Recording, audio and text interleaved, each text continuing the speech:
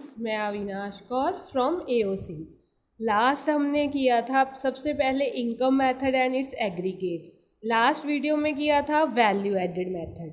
Now this video में हम करेंगे इनकम मेथड। नेशनल इनकम के 3 मेथड हैं, value added method, income method और एक्सपेंडिचर मेथड। इनकम मेथड क्या है? According to this method all the income that accrue to the factor of production by the way of wages, profit and rent interest। जो कहते हैं कि factor income है सारी, इसमें फैक्टर इनकम कंसीडर की जाती है कि वेजेस, प्रॉफिट, रेंट, इंटरेस्ट के वे में जितनी भी फैक्टर इनकम आती है ये सारी इनकम मेथड में ऐड होती है। Are summed up to obtain the national income. Income method is also known as the distributive share method, factor payment method. Factor payment method क्या हो गया? हमने जो भी फैक्टर्स लगाए हैं, लेबर लगाई है, इंटरप्रेनर, प्लांट लगाया है, उसके हम रिटर्न में वेजेस देते हैं, प्रॉफिट, रेंट, इंटरेस्ट। तो ये हमारी फैक्टर की पेमेंट हो गई। ये सारी फैक्टर पेमेंट जो ऐड हो जाती है उस इनकम मेथड होता है। उसके बाद जो भी इनकम मेथड को आप सारी वैल्यूज़ प्लस कर लेते हैं वो ऑलवेज किस पे आती हैं? Net domestic product at factor cost. ये आपकी जो मेथड के प्लस करके जितनी भी आएगी वो आपकी NDP होगी। ये ऑलरेडी नेट होगा, इसे हमें ग्रोस बनाना होता है। अगर हमारे पास GDP हमें उन्होंने दिया हो कि GDP फाइंड आउट करो, GNP फाइंड आउट करो, तो हम इसमें से निकाल सकते हैं। इसकी जो भी वैल्यूज़ प्लस करके आएंगी वो NDP एट फैक्टर कॉस्ट होगी, national domestic product at factor cost. Now national income method में क्या है? Sum total of factor income generated with in the domestic territory of the country. तो कहते हैं कि जो कंट्री की डोमेस्टिक टेरिटरी में फैक्टर इनकम जनरेट होती है, मतलब कि डोमेस्टिक क्या हो गया? देश के अंदर अंदर। फैक्टर इनकम क्या हो गया? हमने फैक्टर्स लगाए, उसके बदले में उन्हें इनकम दी, तो उन्हें जितनी भी इनकम हुई उनका जो समड अप होता है that is called national income. Factor income from abroad is added to the domestic income to find out national income. जब हमने नेशनल इनकम फाइंड आउट करनी है, इसका हमें प्लस करके मिल गया NDP, नेट डोमेस्टिक प्रोडक्ट। तो हमने अगर उसके बाद जाना है नेशनल इनकम पे, नेट नेशनल प्रोडक्ट पे जाना है, तो बस हम डोमेस्टिक में क्या करते हैं? नेशनल इनकम फ्रॉम अब्रॉड है जो NIF है उसमें ऐड कर लेते हैं। तो उन्होंने कहा है कि जो भी ये इनकम है फैक्टर इनकम का जोड़ है। तो what is factor income? Factor income क्या है? ये फैक्टर इनकम ना अलग से क्वेश्चन आ जाता है, what are factor incomes? Factor income refer to the income earned by a person as a reward to rendering his factor service. जैसे जब भी किसी ने कोई काम किया है, उसकी काम के बदले उसे जितना भी पेमेंट मिली है, रिवॉर्ड मिला है, that is called factor income. Each may be in the form of wage, salary for his labour, rent for his land.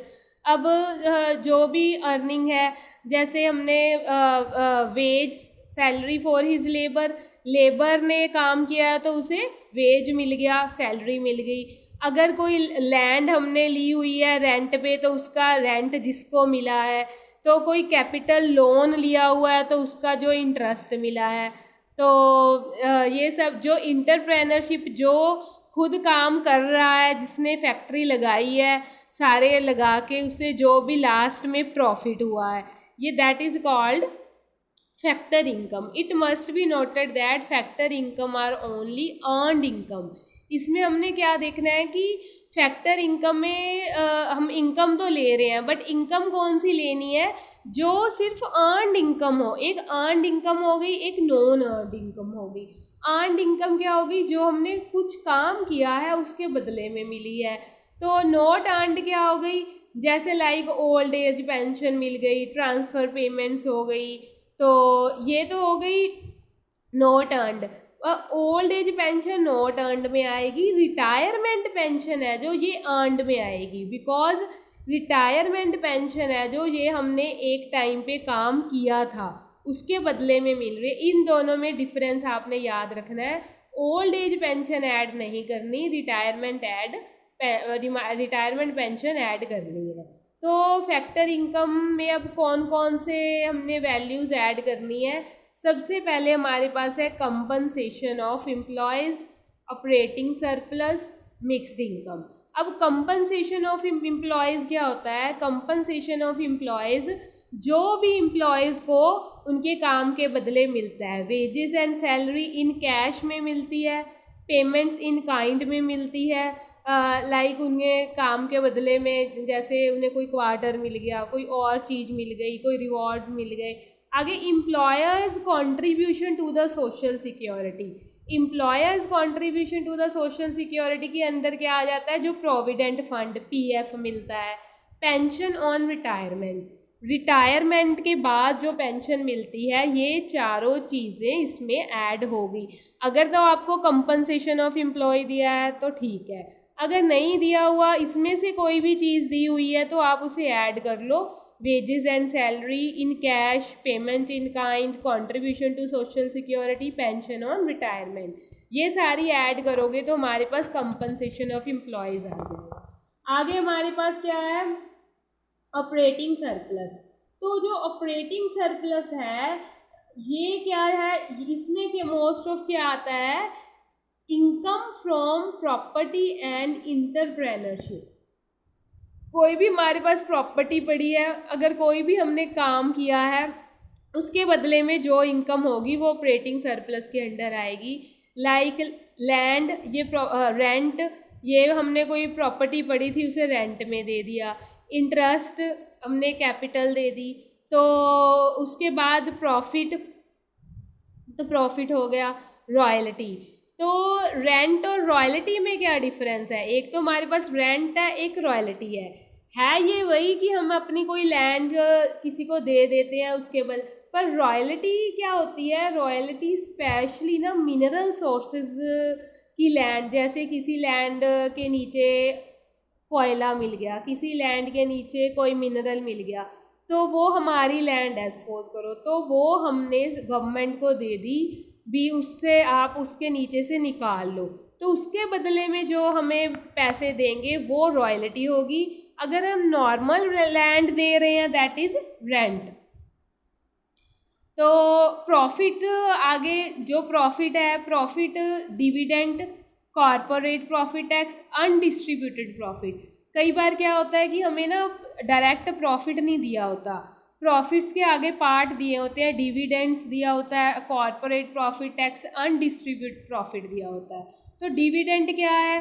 Dividend के अंदर क्या आ जाता है कि प्रॉफिट ना जो अपना जो भी, जैसे किसी ने कोई भी काम खोला है, उसके शेयर होल्डर्स है, 2 है, 3 है, 4 है, वो फाइनली उनका जो प्रॉफिट हुआ है उन्होंने आपस में शेयर कर लिया है, डिस्ट्रीब्यूट कर लिया है, दैट इज कॉल्ड डिविडेंड।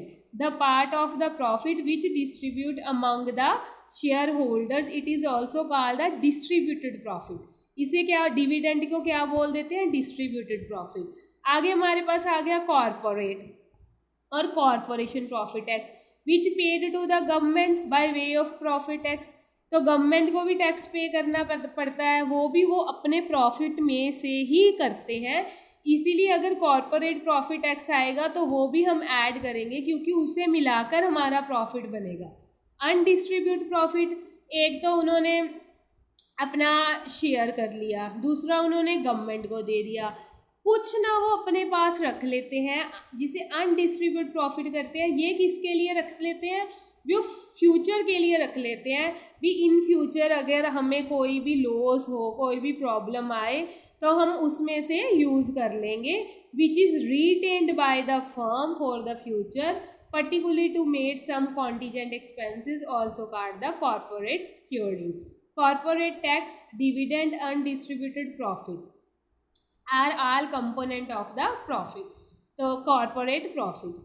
तो आपको इसमें कंफ्यूज नहीं होना है। ऑपरेटिंग सरप्लस है पहले, तो इसके under rent, royalty, interest, profit आ गया। जो प्रॉफिट है इसके under dividend, corporate, undistributed profit आ गया। लास्ट में हमारे पास रह गई मिक्स्ड इनकम। मिक्स्ड इनकम में क्या है, मेन मिक्स्ड इनकम क्या होती है, income of self employed using their own land, labour, capital.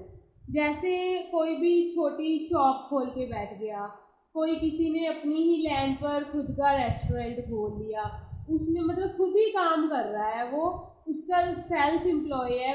कोई भी करियाने की शॉप, कोई शॉप खुली हुई है, तो हम उसकी जो इनकम है किस में डालेंगे, ना तो हम कंपनसेशन ऑफ एम्प्लॉयज़ में डाल सकते हैं क्योंकि ये तो वर्क करने के बदले मिलता है, ना ही ऑपरेटिंग सरप्लस में डाल सकते हैं, वो उसे लैंड को किसी को देने में या प्रॉपर्टी से मिलता है। तो जो बच जाता है वो हो जाती है हमारी मिक्स्ड इनकम। ये सारा हमने ऐड करना है। तो इसमें क्या क्या नहीं ऐड करना है। सबसे पहले transfer earnings.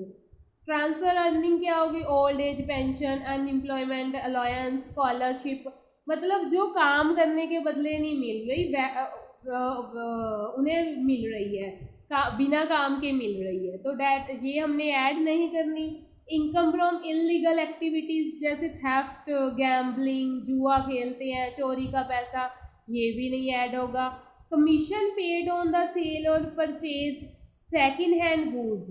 Goods first hand है, सेकेंड हैंड है, पर सेकेंड हैंड गुड्स को अगर उसने सेल परचेज किया है, उसका कमीशन है ना जो, वो तो उसे सर्विस के बदले मिला है, ये ऐड होगा। तो purchase of share and bonds is to be included. कोई शेयर्स और परचेज, हमने शेयर्स परचेज और सेल किए हैं, तो income in terms of windfall gain, जैसे लॉटरी निकल गई अचानक हमारी, ये ऐड नहीं होगा। Income tax paid out of compensation of the employees, it should not be added. अगर हमने इनकम टैक्स पे किया है तो ये हम इसमें एडेड नहीं करेंगे। All taxes by the government are not, बस आप ये ध्यान रखना, जो गवर्नमेंट को टैक्स दिए गए हैं वो हमने नेशनल इनकम में ऐड नहीं करने। तो ये क्लियर हो गया। नेशनल इनकम क्या था, सबसे पहले नेशनल इनकम, तो इसके दो नेम है, distributive share method, factor payment method. तो नेशनल इनकम फैक्टर इनकम को जोड़ के बनती है, तो what are the factor income. Factor income है जो हमारी वो अर्न, कोई भी इनकम अर्न करते हैं तो उसके बदले में हमें किसी भी सर्विस के बदले में रिवॉर्ड मिलता है। तो इसमें ऐड क्या क्या करना है, compensation of employee, operating surplus, mixed income, इसके हमने पार्ट्स कर लिए। अब हम इसका सम देखते हैं। सबसे पहले हमारे पास है इनकम मेथड। इनकम मेथड में वो कह रहा है gross national product find out करो। तो जो इनकम मेथड की वैल्यूज़ हैं उससे हमारे पास क्या मिलता है, एनडीपी मिलती है एट फैक्टर कॉस्ट पे। इन्होंने मांगा है जीएनपी एट मार्केट प्राइस पे। आपने पहले ना इन चीज़ पे कोई कंफ्यूजन नहीं क्रिएट करनी भी, हाय ये क्या पूछा है, अब हम कैसे करेंगे। आपने सबसे पहले क्या करना है, आपने जस्ट ये वैल्यूज़ देखनी है, ऊपर नहीं देखना क्या दिया हुआ है। आपने वैल्यूज़ देख ली, वेजेस, सैलरी, ऑपरेटिंग सरप्लस, आपको पता लग गया अभी ये इनकम मेथड की है, तो आपने क्या, फिर आपके माइंड में आएगा इनकम मेथड को प्लस करके क्या आता है हमारे पास, क्या आता है एनडीपी एट फैक्टर को। तो आप इसमें से सबसे पहले सिर्फ इनकम मेथड की जो इनकम मेथड में ऐड होता है ना वो निकाल लोगे, जो उन्होंने पूछा है वो हम बाद में देखेंगे। सबसे पहले हमने क्या करना है, इसमें इनकम मेथड में हमारा क्या आ गया, वेजेस एंड सैलरी आ गई, सोशल सिक्योरिटी कॉन्ट्रीब्यूशन आ गया, ऑपरेटिंग सरप्लस आ गया और मिक्स्ड इनकम आ गया। तो हमें ऑपरेटिंग सरप्लस अगर दिया हुआ है, मैंने आपको बताया था, तो हम रॉयल्टी ऐड नहीं करेंगे, वो उसके अंडर ही आ जाती है। तो mixed income of self employed वो हमारी ऐड हो गई। तो wages and salary, social security contribution, operating surplus में ये हमने पहले सबसे पहले क्या निकाले हैं जो इनकम मेथड में ऐड होते हैं। इससे हमारे पास क्या आ गया, एनडीपी एट फैक्टर कॉस्ट। अब हमारे पास अगर एनडीपी एट फैक्टर कॉस्ट आ गई है तो हम इससे कुछ भी निकाल सकते हैं। तो इससे हमने क्या निकालना है, GNP at factor cost, gross national product at factor cost निकाल दिया। तो सॉरी, इसमें gross net product at market price पे निकालना था, मार्केट प्राइस पे पूछा हुआ है ना, ये मार्केट प्राइस पे निकालना है। तो फैक्टर कॉस्ट है, फैक्टर कॉस्ट में अगर हम एन है, एन मतलब नेट, नेट से हमने क्या जाना है, ग्रोस पे जाना है। तो नेट के से ग्रोस में जाने के लिए हमने क्या किया, डेप्रिशिएशन का एक दूसरा नाम क्या है, कंजप्शन ऑफ फिक्स्ड कैपिटल। ये हमने एनडीपी एट फैक्टर कॉस्ट में ऐड कर ली, तो ये क्या हो गई हमारे पास, जीडीपी एट फैक्टर कॉस्ट। तो उसके बाद हमने फैक्टर कॉस्ट से मार्केट प्राइस में जाना है, यहाँ पे मार्केट प्राइस लिख लेना, मैंने फैक्टर कॉस्ट लिखा गया। तो एनडीपी है, उसमें हमने नेट इनडायरेक्ट टैक्स प्लस कर दिए, तो ये क्या हो गया, अपना फैक्टर कॉस्ट से मार्केट प्राइस पे चला गया। अब ये डी है, डी को हमने क्या करना है, डी को एन बनाने के लिए हम क्या करते हैं, नेट इनकम, एक तो होता है नेट इनकम फ्रॉम अब्रॉड, एक होता है टू अब्रॉड। अब ना ये कन्फ्यूज़न क्रिएट करने के लिए टू डालने लगे हैं। अगर तो फ्रॉम अब्रॉड हुआ, भी अब्रॉड से मंगाई है, तो नेट इनकम फ्रॉम अब्रॉड से आई है, तो हमने उसे ऐड करना है। अगर टू लिखा हुआ है तो हमने माइनस कर देना है।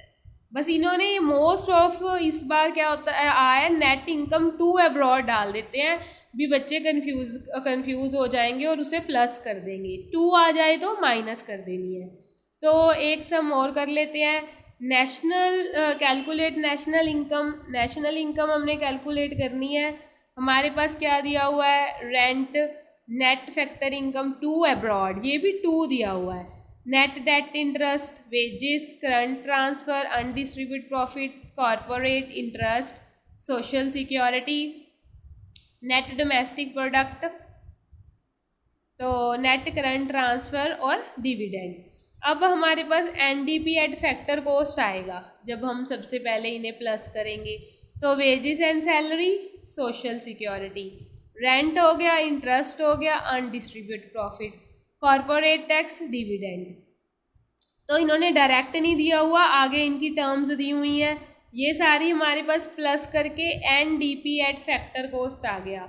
और नेशनल इनकम क्या होती है, नेशनल इनकम ऑलवेज क्या होती है, एनएनपी एट फैक्टर कॉस्ट। हमने अगर नेशनल इनकम फाइंड आउट करनी है, एनएनपी एट फैक्टर कॉस्ट, कुछ नहीं करना, बस इसमें हमने क्या प्लस करना है, NIFA, national income from abroad. ये net domestic product at factor cost आ गया। अगर नेशनल इनकम करनी है, net national product at factor cost find out हो जाएगा। ओके, इसमें आज हमारा इनकम मेथड क्लियर हो गया। इसमें आपको कोई भी प्रॉब्लम आती है तो कमेंट बॉक्स में कमेंट करके पूछ लीजिए। और एक हमारी रह गई अब एक्सपेंडिचर मेथड, नेक्स्ट वीडियो में हम करेंगे एक्सपेंडिचर मेथड। Thank you. आप please subscribe and share must.